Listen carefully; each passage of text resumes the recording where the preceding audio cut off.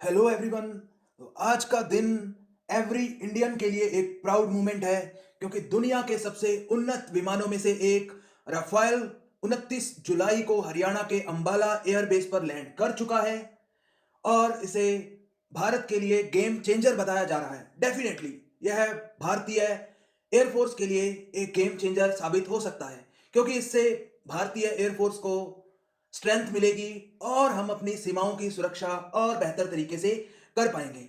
तो पहले अपने इस डील के बारे में थोड़ा जान लेते हैं। भारत सरकार ने 2016 में अपनी डिफेंस से रिलेटेड जरूरतों को पूरा करने के लिए फ्रांस की कंपनी डासॉल्ट से लगभग 59,000 करोड़ रुपीस में इस डील को फाइनल किया था, जो 36 राफेल जेट्स को खरीदने की। ओके, यह बहुत जरूरी भी हो गया था, क्योंकि लास्ट टाइम 1997 में हमने रशिया से सुकोई फाइटर जेट परचेज किए थे।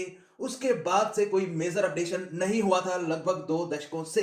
ओके, तो इसी क्रम में जो 5 राफेल हैं वो इंडिया को हैंड ओवर कर दिए गए हैं। बाकी के जो 31 बचे हैं वो सितंबर 2021 तक भारत को सौंप दिए जाएंगे।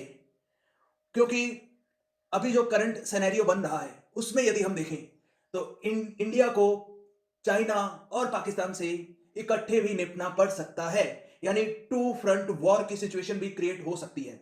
तो उससे निपटने के लिए हमको हर तरह से तैयार रहना पड़ेगा। ओके, इसी क्रम में हम लोग देखें कि जो 36 एयरक्राफ्ट हमने परचेज किए हैं, क्या यह हमारे लिए काफी है? तो देखिए, ये जो नंबर है ये काफी नहीं है, क्योंकि कई डिफेंस एक्सपर्ट्स और फॉर्मर एयर चीफ मार्शल अरूप राहा का भी मानना है कि कम से कम इस टाइम जो भारत को है वो 180 टू 200 फाइटर जेट्स की जरूरत है। क्योंकि यदि अपने को टू फ्रंट वॉर जैसी सिचुएशन फ्यूचर में कभी बनती है तो उससे निपटने के लिए हमको लगभग 42 स्क्वाड्रंस ऑपरेशनल चाहिए होंगे, जो कि करंट में देखें तो लगभग अपने पास 32 स्क्वाड्रंस ही ऑपरेशनल है।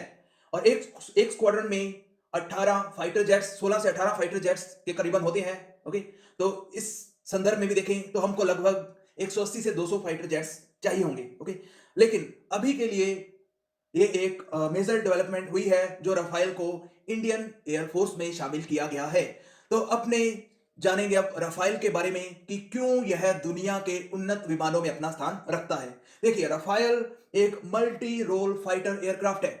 मल्टी रोल मींस यह एयर टू सरफेस भी अटैक कर सकता है, यानी आर्मी को सपोर्ट दे सकता है, जो है ओके, नेवी को सपोर्ट दे सकता है। मान लीजिए किसी देश की नेवी ने इंडिया पर अटैक कर दिया, तो ये जो नेवी, दुश्मन देश की नेवी की शिप्स हैं उसको डिस्ट्रॉय कर सकता है। ओके, और यह न्यूक्लियर वेपन्स को भी कैरी कर सकता है। ओके, इस तरह से इसमें बहुत सी ऐसी खासियतें हैं। इसका ओरिजिन देखें तो फ्रांस से है। फ्रांस की कंपनी द असॉल्ट ने इसे बनाया है। 10 टन वजनी इस फाइटर एयरक्राफ्ट की जो फ्लाइंग रेंज है वो लगभग 3700 किलोमीटर है, और यह 50,000 फीट की ऊंचाई तक उड़ सकता है। इसने अपनी जो पहली उड़ान है वो 1986 में भरी थी, और उसके बाद इसमें डेवलपमेंट चलता रहा और 2001 में यह दुनिया के सामने पेश किया गया। यह अभी देखें तो यह फ्रांस की एयरफोर्स और नेवी द्वारा उपयोग में लाया जा रहा है। उसके बाद कतर की एयरफोर्स और मिस्र की एयरफोर्स भी इसको यूज कर रही है। इंडिया ऐसी फोर्थ कंट्री है जो रफाल का यूज करेगी। ओके, तो रफाल की यदि हम और खासियतों की बात करें तो इसमें जो मिसाइल्स लगे हुए हैं, इसमें स्कैल्प मिसाइल लगा हुआ है जो एयर टू सरफेस अटैक करता है, और इसकी ऑपरेशनल रेंज जो है वो 300 किलोमीटर तक है। उसके बाद इसमें हैमर मिसाइल लगा हुआ है, ये भी एयर टू सरफेस जो है अटैक करता है, और 60 से 70 किलोमीटर तक इसकी ऑपरेशनल रेंज है। फिर हम लोग बात करें तो मीटियोर मिसाइल भी इसमें लगा हुआ है। एयर टू एयर अटैक करने के लिए मीटियोर मिसाइल है, और इसकी ऑपरेशनल रेंज जो है वो 120 से 150 किलोमीटर है। इसके अलावा जो भारतीय एयरफोर्स की रिक्वायरमेंट के हिसाब से भी इसमें कुछ अपडेशन किए गए हैं। और हम बात करें तो इसमें स्पेक्ट्रा, एक fully internal electronic warfare system लगा हुआ है, जिससे कि इसको डिटेक्ट करना बहुत मुश्किल है, और इसकी मदद से यह बाकी जो दुश्मन का एयरक्राफ्ट है उसके रडार को जैम भी कर सकता है। और इसमें एक एडवांस्ड रडार सिस्टम AESA लगा हुआ है, यानी एक्टिव इलेक्ट्रॉनिकली स्कैन्ड एरे। यह एक एडवांस्ड रडार सिस्टम है।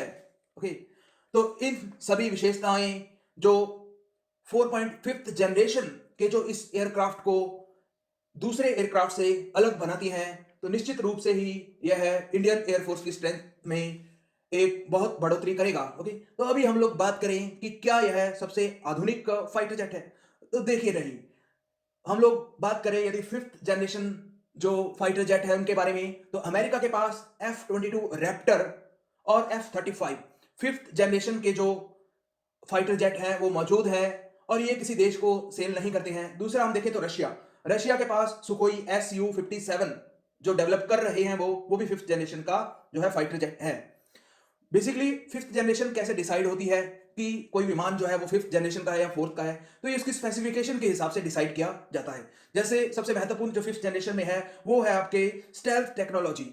इससे यह विमान जो है वो रडार की पकड़ में नहीं आता, रडार को चकमा दे सकता है। ये नहीं है कि ये बिल्कुल गायब हो जाएगा, हाँ ये रडार पर थोड़ा कम ऑब्जर्वेबल है। ओके, लेकिन इसके बारे में भी बहुत सी कमियां सामने आती रही है। जैसे 2009 में एक एक्सरसाइज हुई थी, उसमें राफेल और अमेरिका का F-22 रैप्टर जो है उसको शामिल किया गया था, तो राफेल ने F-22 रैप्टर को डिटेक्ट कर लिया था। उसी तरह जैसे चाइना भी क्लेम करता है कि उसका चेंगडू J-20 भी फिफ्थ जनरेशन का जो जेट फाइटर जेट है, लेकिन इस पर भी, इसकी प्रमाणिकता पर भी संदिग्धता है, क्योंकि रिसेंटली ही आईएएफ के सुखोई M-30 ने जो चेंगडू J-20 को डिटेक्ट कर लिया था।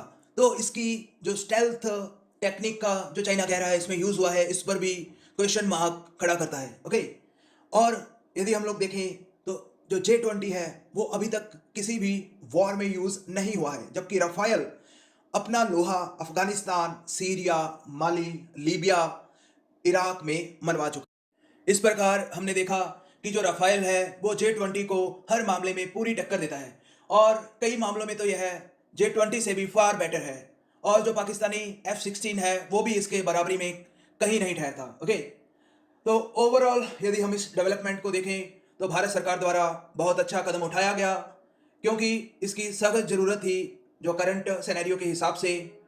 और इस डील का थोड़ा क्रिटिसिज्म भी हुआ, क्योंकि पहले 126 जो फाइटर जेट्स हैं वो खरीदना डिसाइड हुआ था, लेकिन अभी के लिए 36 की ही डील फाइनल हुई।